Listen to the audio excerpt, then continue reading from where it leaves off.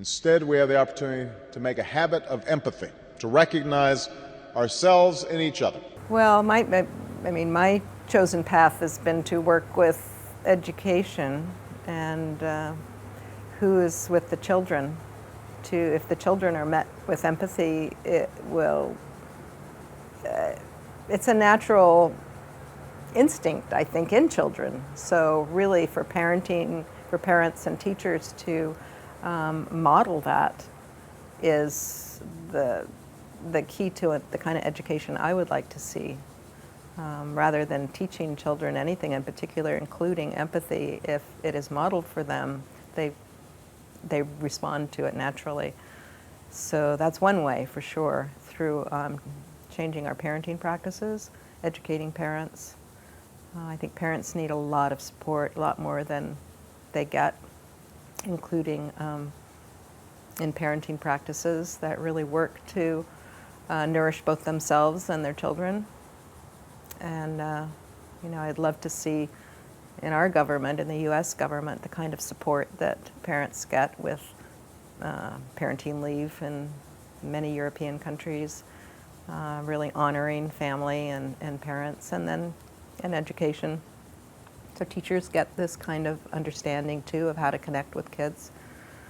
So that's the realm that I'm working in, and I'm hopeful because I see people working in a lot of realms for this. I would love to see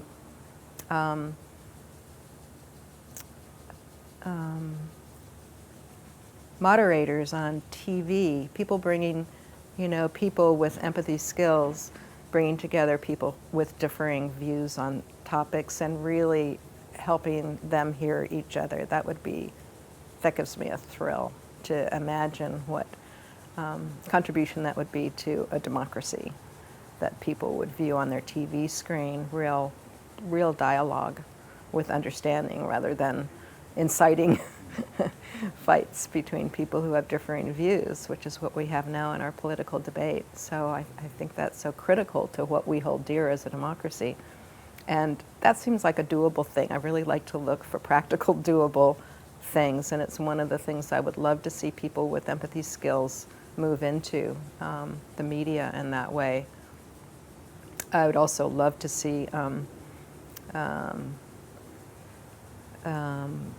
movies, like I imagine cartoon movies developed that model empathic connection between people.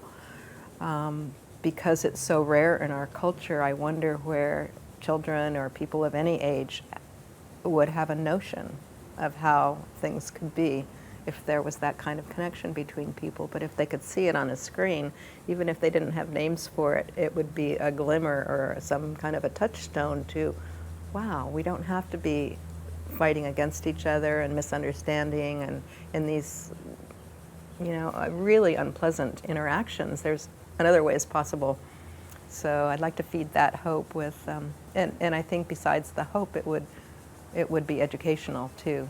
People would start to go, oh, there's some moves I could make to refrain from that judgment, to step back a minute and consider that person has a point of view. There's so many small moves that could contribute to a more empathic culture. I have more ideas. I'm thinking on it all the time, but those are a few of them. Ideas. That's one of my main questions, is how can we do this? How can we build this culture of empathy? Mm-hmm. Well, I really appreciate what you're doing too, because I take heart that there are many of us in many places in our own fields of interest and endeavor bringing empathy forward. And I was really excited when Obama started to talk about empathy, and from what I saw, he got such flack for that I'm guessing he'll never use the word again, which I feel sad about. But at least he did bring it forward into the public sphere, which I think made an impact. It certainly got the word and the idea out there. So more politicians talking about empathy. Of course, we'd like a lot more from the politicians, schools, the political discourse, bringing that in to really further our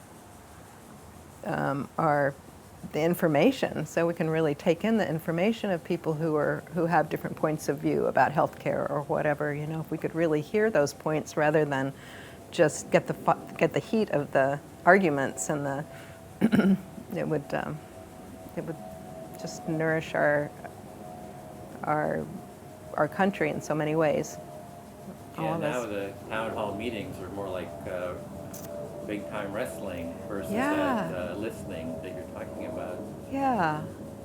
Yeah, it's so at that level, at the local level, that can start to happen where I like that idea of maybe more town meetings with skillful moderators, people who really are wanting to get the different views out and have people heard rather than get that fighting energy going. That is more what we're accustomed to in our entertainment and media. Well, it seems like that's what you're kind of about, is building a culture of empathy, and you're kind of starting with education and wanting it to go out to the whole society. Oh yeah, definitely. Definitely. I mean, our education systems, our schools are where we school people in our culture, right? And our teacher trainings, and our children, and we're at the moment teaching them to be adversarial and competitive and working for extrinsic rewards instead of which I see taking people farther and farther away from their what's inside of them, which is more naturally empathic.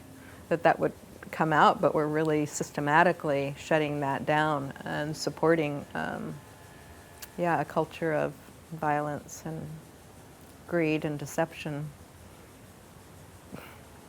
We could do this very differently, for sure. And we are. I see that we are creating a new culture. Bit by bit, step by step.